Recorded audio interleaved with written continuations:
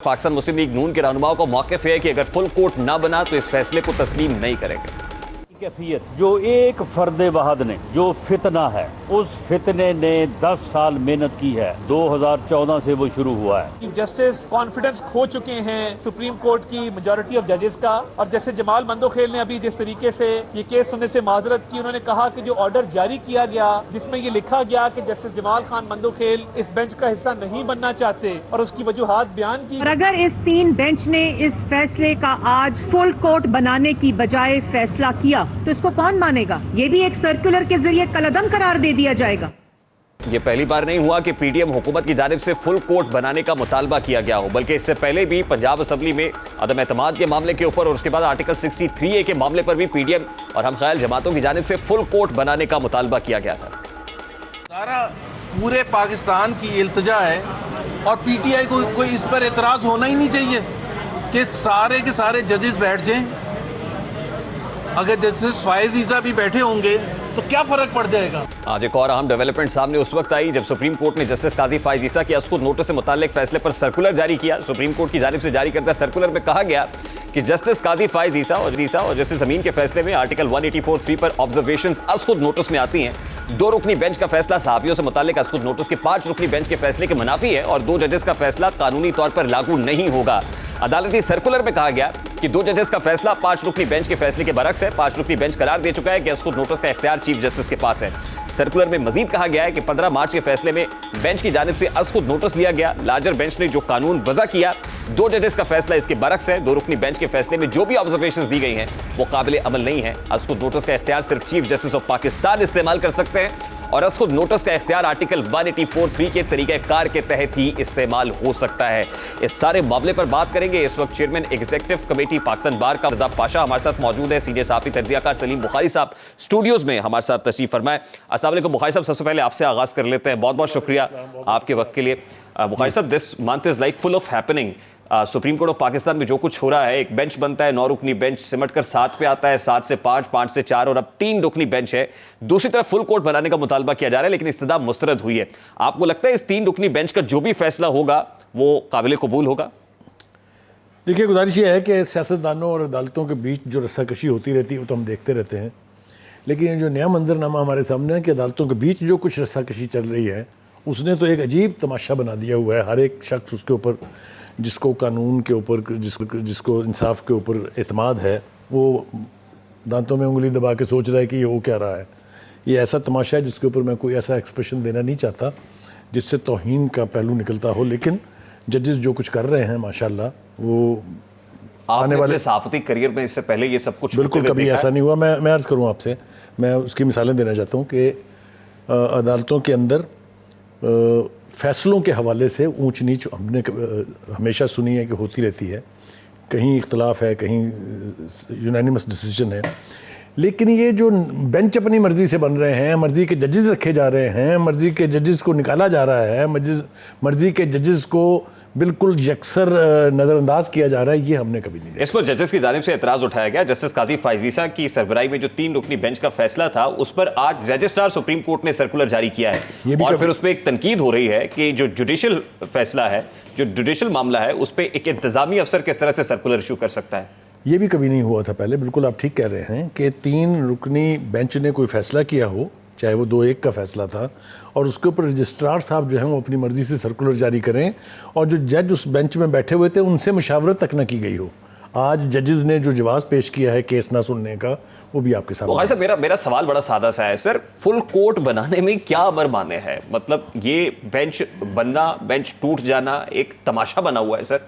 Full court क्यों नहीं बना दिया जाता? अगर तमाम अगर फुल कोर्ट बनाना मकसूद होता या वो चाहते इसको बनाने तो 9 रुकनी बेंच पहले तो 7 रुकनी ना बनता, फिर 7 से 5 रुकनी ना बनता, फिर 5 से 4 रुकनी ना बनता, फिर 4 से 3 रुकनी ना बनता। आप तमाशा देख रहे हैं क्या हो रहा है? तो ये आपको लगता है कि ये फुल कोर्ट बनाएंगे? आप ये जमानतों का जो जुमा बाजार लगा था वो आपने देखा नहीं है? आप बिल्कुल दुरुस्त फरमा रहे हैं कि जो बेंच की कॉन्स्टिट्यूशन कॉम्पोजिशन होती है उससे लोग ये अंदाजा लगाना शुरू कर देते हैं कि फैसला 3-0 से आएगा, 3-2 से आएगा, 3-1 से आएगा। अब इस वक्त जो बेंच मौजूद है इस पर तो आर्टिकल 63A के मामले पर भी, फिर वोट ऑफ नो कॉन्फिडेंस के मामले पर भी पीडीएम जमातों की तरफ से बार बार कहा गया कि फुल कोर्ट बनाएं। अब फिर वही बेंच है, फुल कोर्ट नहीं बन रहा है। मैं तो ये पूछ रहा हूँ बुखारी साहब, इसके बाद होगा क्या फैसला? तो जो भी होगा क्या आफ्टर? पहली बात तो ये है कि अगर ये बेंच कोई फैसला करने जा रहा है तो ये किसी ने नहीं मानना, ये मैं आपको बता रहा हूँ, क्योंकि ये तासुर एक ये कायम हो रहा है कि ये इंसाफी जज जो है जो फैसला करेंगे वो सबको पता है। एक शख्स जिद पकड़ के बैठा हुआ है कि मैंने इलेक्शन जो है शेड्यूल से पहले करवाने हैं, उसने अपनी ख्वाहिश के ऊपर असम्बलियाँ तोड़ दी।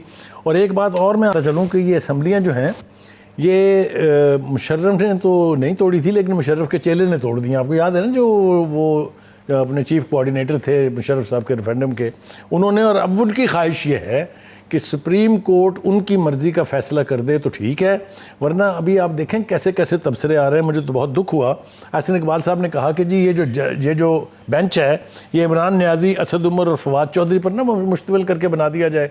तो मरियम नवाज़ ने उसके रिस्पॉन्स में कहा कि ये भी ऐसा ही है बेंच। आप मुझे बताएं, कभी सुना आपने कि सुप्रीम कोर्ट के जजेस के बारे में ये रिमार्क्स? बुखारी साहब, आपने तारीखी हवाले दिए हैं। हमने देखा कि मुशर्रफ दौर के अंदर अब्दुल हमीद डोगर साहब जिस वक्त आए और उस वक्त एक डिवीजन दिखाई दी, अदलिया आपस में एक महाजराई और तसादुम किसी सूरत में दिखाई दी। फिर हमने देखा 1997 के अंदर जो कुछ हुआ वो भी हमारे सामने है। आज की जो सिचुएशन है इन दो नज़ायर से कैसे मुख्तलिफ देखते हैं? बहुत मुख्तलिफ है। मैं आपको सच ईमानदारी से ये कहूँ कि उस दौर में अगर आप जाएँ, दोनों हवाले जो आपने दिए हैं, तो जजेस के माबैन आपस में जजेस के एक दूसरे के बारे में इस तरह के ना कभी रिमार्क्स बाहर आए थे, ना इस तरह की बात हमने कभी सुनी थी। इस वक्त तो एक अजीबो गरीब तमाशा है। इतना तसाद तो मेरा ख्याल है किसी यूनियन काउंसिल में नहीं होता जिस तसाद का मंजरनामा हमारे सामने सुप्रीम कोर्ट जैसे अदारे में है। बुखारी साहब, ये मशवरा और लोग भी दे रहे होंगे, लीगल फर्टर्निटी से भी होगा, सियासी जमातें प्रेस कॉन्फ्रेंसेस, मीडिया टॉक्स के अंदर भी प्रेशर माउंट करने की कोशिश करती हैं जो नहीं होना चाहिए। तो क्या वजह है? फ्लेक्सिबिलिटी क्यों नहीं है? अब आप मुझे मजबूर कर रहे हैं। तो मैं आपके हाथों बहुत तंग हूँ, इसलिए कि जो बात मैं छुपाना चाहता हूँ वो आप उगलवा लेते हैं। देखिए, इसकी वजह यह है कि एक तासर कायम हो रहा है कि ये जो मौजूदा लीडरशिप है हमारी सुप्रीम कोर्ट की, ये डर के फैसले करती है। मैं फिर आपसे कह रहा हूँ कि मैं इंतहाई ज़िम्मेदारी से ये कह रहा हूँ कि ये तासुर है कि तहरीके इंसाफ ने जिस किस्म का तमाशा लगाया है अदालतों में। आपको याद होगा, ट्वाइस इन जुडिशल कॉम्प्लेक्स, एक दफ़ा इस्लामाबाद हाई कोर्ट में, 2 दफ़ा लाहौर हाई कोर्ट में। मैं ज़िम्नन ये बता दूं कि इमरान खान साहब ने आज ट्वीट की है और उस पर अपने कारकुनान को कहा है कि आपने सुप्रीम कोर्ट ऑफ पाकिस्तान के लिए, पर्टिकुलरली इस बेंच के लिए सड़कों पर निकलना है। अब जब सड़कों पे लोग आएंगे, प्रेशर माउंट करेंगे, तो इसका मतलब क्या है sir? What does it mean? देखें, 3 तरह का डर है। एक डर ये है कि सोशल मीडिया के ऊपर वो ठुकाई होती है किसी भी उस बंदे की जो कोई फैसला ऐसा कर दे जिससे इमरान खान साहब खुश ना हो। क्या आपको वो मंजरनामा याद नहीं है कि बाहर ओवरसीज़ पाकिस्तानीज़ ने उन जजेस के तस्वीरें रख के उसके ऊपर जूतियाँ बरसाई थी? Very unjustified, very unjustified. हम तबर्रा करते हैं उनके ऊपर जिन्होंने किया, लेकिन ये हुआ कि नहीं हुआ? ये बात इससे भी बढ़ जाएगी। इस बात से हमारी अदालत आलिया को ना सिर्फ ये कि उसके इल्म में होना चाहिए ये कि ये तासुर ना हो। Let me ask you one very straight forward question sir, sorry कता कलामी के लिए माजरत। पार्लियामान के लिए अंदर भी हमने कुछ दिन पहले कुछ तस्वीर देखी हैं। जी जी, जो वहाँ होता है सोशल मीडिया पे, यहाँ कभी पहले देखी थी, होता है जलसों के अंदर भी हो रहा है। तो प्रेशर तो दोनों तरफ से है बुखारी साहब। देखिए, ये जरा हसन रजा पाशा साहब को भी प्रोड्यूसर लीजिएगा जी। देखिए, ये आपने बिल्कुल ठीक कहा, ये मंजरनामे के हम आदी नहीं हैं, ये कभी हुआ नहीं है। करे कोई भी, अगर अदलिया की ताज़ीम, अदलिया के एहतराम में कमी वाक़या हो रही है तो जजेस को अपना कंडक्ट करना पड़ेगा, देखना पड़ेगा उसको। नतीजा क्या देख रहे हैं आप? नतीजा ये देख रहे हैं कि अगर ऐसा फैसला हुआ जो किसी एक शख्स की मर्जी और मंशा के मुताबिक हुआ तो और ज़्यादा तमस्खर उड़ेगा हमारी आला अदलिया का भी, हमारे जजेस का भी, जो कि नहीं होना चाहिए। तो बुखारी साहब, आप देखते हैं कि 1997 की जो तारीख है वो रिपीट होने जा रही? मैं कह रहा हूँ एक नई तारीख लिखी जाने जा रही है जिसपे आप कहेंगे वो लोग तो मासूम थे। उसमें क्या होगा? उसमें होगा ये कि जजेस का एहतराम ख़त्म हो जाएगा। मुआशरा जिसमें जजेस का एहतराम ख़त्म हो जाए, जिसमें अदालतों की आला अदलिया की रिट ख़त्म हो जाए, वो मुआशरे फिर जो हैं वो वैशियों के मुआशरे बन जाते हैं। इतनी लालचनेस होगी जिसकी तरफ हमें डराया जा रहा है ना कि जी सिविल वॉर ना हो जाए, खाना जंगी ना हो जाए, वो फिर हो के रहेगी अगर हमारी अदालतें इंसाफ करने के काबिल ना रही।